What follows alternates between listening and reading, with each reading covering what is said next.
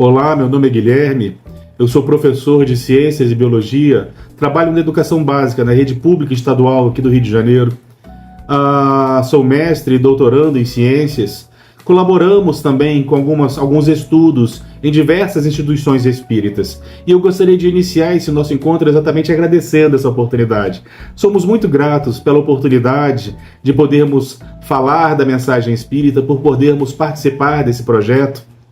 E hoje nós vamos falar de alguém muito especial, principalmente para nós espíritas. Nós vamos falar de uma figura que ficou eternizada para todos nós como Allan Kardec, um importante codificador da mensagem espírita. Entretanto, esse personagem ele já existia antes dele próprio, antes de Allan Kardec. Antes de Allan Kardec, nós temos a figura do professor Hippolyte Léon Denisard Rivaio. Ele era um pedagogo. E para a gente conseguir mensurar a importância dele ter sido um pedagogo no que tange a codificação da mensagem espírita, é necessário a gente olhar para a Europa alguns séculos antes, alguns séculos atrás. Nós sabemos que durante muitos séculos, no período chamado de medieval, a Igreja Católica ela exercia um poder em que ela verdadeiramente perseguia aqueles que questionassem seus dogmas, aqueles que não compartilhassem ou não comungassem dos seus ensinamentos. Essas pessoas eram verdadeiramente perseguidas, acenderam-se inúmeras fogueiras, naturalmente através dos chamados tribunais inquisitoriais. Diversas pessoas foram queimadas exatamente por questionarem esse poderio ou por não concordarem com determinados dogmas. A mensagem de Jesus, aquela primeira mensagem, a mensagem da primeira hora, era lentamente esquecida por todos nós. Aquela mensagem do amor incondicional, do perdão incondicional, aquela mensagem que nos convidava a vivermos no mundo sem sermos no mundo, olhando naturalmente para aquela que é a verdadeira vida para todos nós. Jesus nos recomendava para que nós nada possuíssemos de exagerado ou além daquilo que nós necessitávamos. Recomendava ele que seus discípulos eles não tivessem 2 cajados, 2 túnicas, 2 capas, 2 alforjes, 2 pares de sandálias e também não andassem com ouro e com prata. Ele nos convocava exatamente ao desapego, ao abandono completo das manifestações do nosso ego, quando ele recomendava que nós oferecêssemos uma face àquele que nos esbofeteasse a outra, e mais, ele dizia que se alguém demandasse conosco e nos obrigasse a caminhar 1000 passos, como era a regra para aquele povo naquela ocasião, estando ele sob jugo do Império Romano, existia essa lei que quando um judeu encontrasse um romano, ele era obrigado a caminhar 1000 passos carregando os pertences desse romano, e era natural que o povo todo se indignasse com essa realidade. E Jesus recomendava que se alguém te obrigasse a caminhar 1000 passos, que além desses 1000 passos caminhasse outros 1000. Era o completo abandono do nosso personalismo ou do nosso ego. Dizia mais, dizia que amar aqueles que nos amam era muito simples. O grande desafio era amar aqueles que nos perseguem e nos caluniam. Chegava ao cúmulo de recomendar que nós amássemos aos nossos inimigos, aos pecadores, aqueles que nós julgávamos pecadores. Dizia que não deveríamos perdoar apenas 7 vezes, como era uma tradição entre os judeus, mas 70 vezes 7, ou seja, perdoar incondicionalmente as ofensas, que nós pudéssemos auxiliarmos-nos, enxergarmos-nos verdadeiramente como irmãos. Dizia ele que nós deveríamos amar ao nosso próximo como nós amamos a nós mesmos, mas percebendo que existia a possibilidade de muitos entre nós não conseguirem amarem-se, ele ainda nos dá uma unidade de medida, dizendo que nós deveríamos amar uns aos outros como ele nos amou, usando ele mesmo como referência, porque foi todo amor e renúncia para todos nós. Era natural que a sua mensagem, sendo revolucionária da forma como era, que nós não tivéssemos condições de segui-la. Existe uma recomendação bíblica, por exemplo, para que as mulheres andassem atrás, alguns passos, 10, 20 passos atrás de um homem. E que os homens evitassem de falar com as mulheres nos espaços públicos, a não ser quando necessário, e Jesus as tinha à sua volta o tempo todo, colaboravam exatamente com as suas pregações, colaboravam com ele em todos os momentos, não à toa. Ele escolhe exatamente uma dessas mulheres para aparecer em primeiro lugar no momento da sua ressurreição, não é isso? nós vamos encontrar Jesus realmente desafiando o sistema na sua época e nos fazendo um convite do qual nós não teríamos condições de seguir. Era muito para nossa cabeça aquela época. Para falar a verdade, os ensinamentos de Jesus são um desafio para nós ainda nos dias de hoje. Imaginemos-nos há 2 milênios atrás. Nós éramos muito mais difíceis, era natural que nós lentamente fôssemos modificando a sua mensagem. Então, com o passar dos anos, com o passar dos séculos, a cruz, que era o símbolo máximo de renúncia, que era o símbolo máximo de amor pela humanidade, nós fomos a invertemos aquela cruz, a transformando numa espada. E começamos a impor determinados dogmas, começamos a aprisionar, nós começamos a prender e a matar em nome daquele que era todo amor. As pessoas começaram a construir catedrais de ouro em nome dele. Quando nós pegamos os evangelhos e fazemos uma varredura, uma leitura dos evangelhos para tentar compreender como é que era o dia a dia de Jesus, nós observamos que Jesus ele só esteve por 5 momentos dentro de palácios. Nós vamos encontrar nos evangelhos Jesus sendo convidado a um banquete na casa de um Simão, um fariseu. Nós vamos encontrar Jesus indo ceiar também na casa de Zaqueu. Nós vamos encontrar no palácio de Pilatos. Nós vamos encontrar Jesus na casa daqueles 2 sacerdotes, Anás e Caifás, que também eram casas palacianas. Tirando essas 5 oportunidades, Jesus sempre esteve nas ruas, nas casas simples, junto dos pescadores, nas periferias, e de repente nós vamos vendo hoje palácios erguidos em nome dele, ornados em ouro, justamente ele, que recomendava aos seus discípulos que não carregassem nem ouro e nem prata. De repente nós fomos modificando tanto a mensagem de Jesus, mas tanto, que todo aquele convite que ele nos fazia para sermos melhores, vencendo-nos, agora já não era mais tão importante assim. Mais importante eram os sacramentos, mais importante era sermos obedientes aos dogmas, porque ele, segundo criaram, ele havia morrido pelos nossos pecados. Se ele já morreu pelos nossos pecados, nós não tínhamos mais pecados. Bastava que simplesmente nós realizássemos aquilo que o culto nos obrigava, e era o suficiente, ou seja, lentamente nós fomos modificando a sua mensagem. Só que no século XV, começam a vir à Terra uma pleiade, uma grande quantidade de espíritos mais adiantados, que iriam começar a modificar o pensamento, iriam começar lentamente a modificar aquela paisagem, modificar a nossa história. Ao longo do século XV nós tivemos inúmeras transformações. Uma delas foram aqueles espíritos que reencarnaram, chamados de renascentistas, que fizeram a gente volver ao passado, valorizando a cultura helênica, a cultura clássica. Relembramos de figuras como Sócrates, Platão, Aristóteles. Começamos a valorizar o ser humano no movimento chamado de humanismo. Nós vemos o renascentismo nas artes, nas músicas. Nós vamos vendo o renascentismo mudando o pensamento europeu. E dentro do renascentismo existia verdadeiramente esses questionamentos àquele Deus que se apresentava. Naturalmente que eles não podiam fazer isso de forma tão aberta, porque sofreriam toda sorte de perseguição. Mas ao mesmo tempo que esses personagens se reencarnam, surge, por exemplo, a prensa de Gutenberg no mesmo período. Nós vamos ter o surgimento das enciclopédias, a valorização dos livros. Nós vamos começar a questionar modelos de um método. E de repente logo após esse fenômeno, começam a surgir reencarnam outros espíritos, trazendo um outro momento histórico, um outro fenômeno chamado de iluminismo, quando reencarnam espíritos como Jean-Jacques Rousseau, Montesquieu, Diderot, começam a reencarnar espíritos que começam a questionar esse Deus, começam a trazer questionamentos sociais, começam a questionar a pirâmide social. Esses personagens começam a trazer novos questionamentos, e aqui nós abrimos um parênteses para falar de Baruch Spinoza, por exemplo, que num livro chamado Ética, logo no primeiro capítulo, ele nos apresenta um Deus completamente diferente daquele Deus que nós cultuávamos. Era um Deus que não era alguém, era um Deus que não era antropomórfico, que ele estava presente em todas as coisas. Ele estava presente em nossas vidas através de todas as leis que regem a natureza, em sua plenitude e em sua perfeição.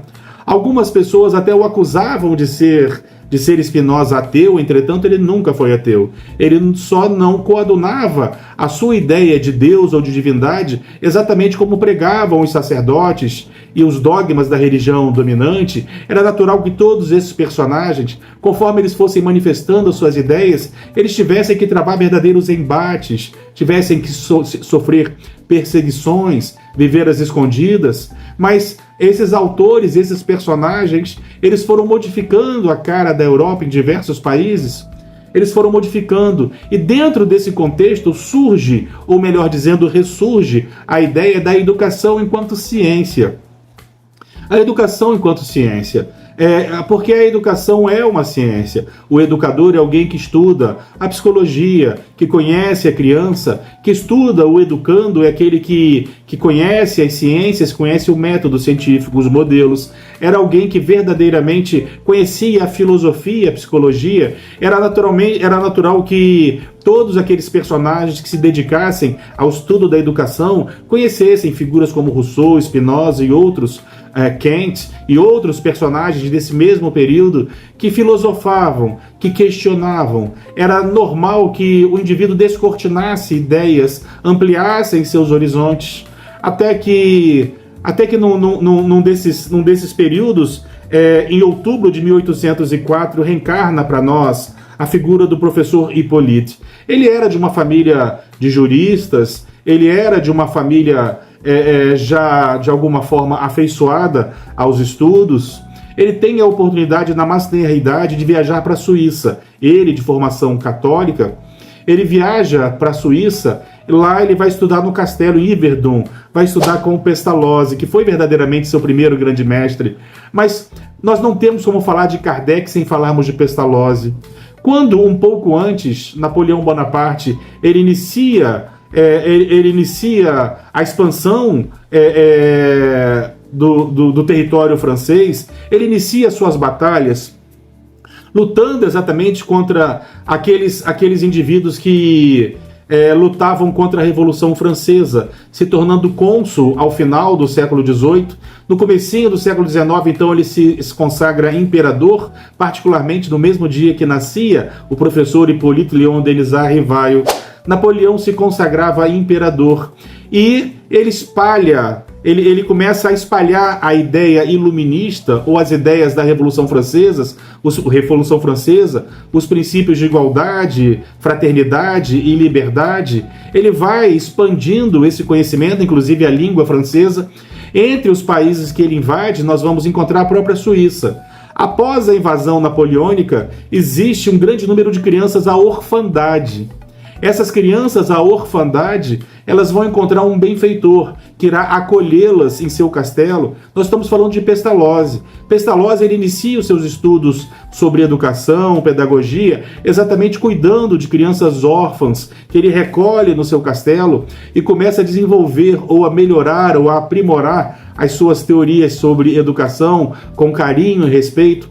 Só para que a gente consiga compreender aqueles que não são da área da educação, para que nós consigamos compreender a figura de Pestalozzi, ele inspirou esse grande educador brasileiro que nos presenteou com a pedagogia do amor, Paulo Freire. Ele se inspira em Pestalozzi.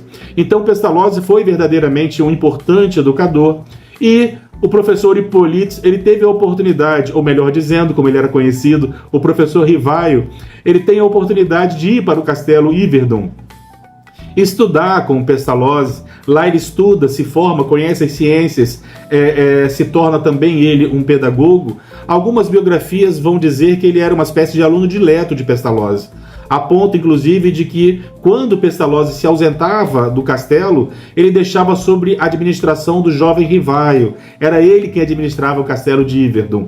Então nós temos aí toda essa coletânea de influências sobre esse personagem que se notabilizaria para todos nós mais tarde como Allan Kardec. Ele retorna à França, Lyonês, que agora sediava-se em Paris. E lá em Paris, então, ele vai militando pela educação A primeira importante militância dele foi pela democratização do ensino público na França. Logo depois nós vamos ter cursos gratuitos que ele viria a oferecer, isso está registrado na sua biografia, de química, de física, de anatomia humana, de astronomia. Ele que era um importante linguista, a primeira obra que ele publica seria um manual de aritmética, exatamente para auxiliar a criança a aprender aritmética. Então esse personagem, ele começa a tomar conhecimento de fenômenos físicos que estavam se espalhando pela Europa, eu digo até pelo mundo, o fenômeno das mesas girantes, fenômenos físicos. As pessoas começavam a se distrair com isso. Isso começava a fazer parte dos círculos sociais, como se fosse um circo verdadeiramente. As pessoas se distraíam quando ele é convidado a participar de uma dessas reuniões. Entretanto, ele participa dessas reuniões, primeiramente convidado por um amigo chamado Fortier, que estudava o magnetismo. Allan Kardec utiliza em inúmeros momentos a palavra magnetismo, embora André Luiz questione esse nome magnetismo, mas nós não podemos esquecer que todo esse contexto histórico, aquele momento, existia muita influência da revolução chamada Revolução Industrial, onde as máquinas começavam a ser construídas e a exigência de novas máquinas cada vez mais modernas, era natural que a eletricidade e o magnetismo fossem objeto de estudo. Então, por falta de outras palavras no vocabulário, eles passam a usar também a palavra magnetismo, por essa energia animal que alguns de nós somos capazes de exteriorizar e proporciona diversos fenômenos dos quais se alicerçam a mensagem espírita. Fortier, ele era um magnetizador, ele era um estudioso desse magnetismo humano. E ele convida então o professor Rivaio a participar dessas reuniões das mesas girantes, e ele começa a participar, primeiramente, ele começa a participar com o objetivo de negar o fenômeno. Nós vamos ver em diversas de suas falas que ele inicia a sua investigação negando o fenômeno. Não era possível que uma mesa pudesse lhe dar respostas inteligentes. O primeiro pressuposto desenvolvido por Kardec é exatamente esse.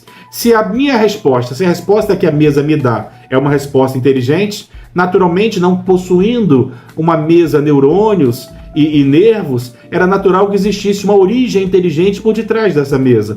Então ele começa a formular perguntas, linguista que era, em diversas línguas, de cálculo avançado, e a mesa sempre lhes dava a resposta correta, mostrando que existia alguém por detrás daquela mesa.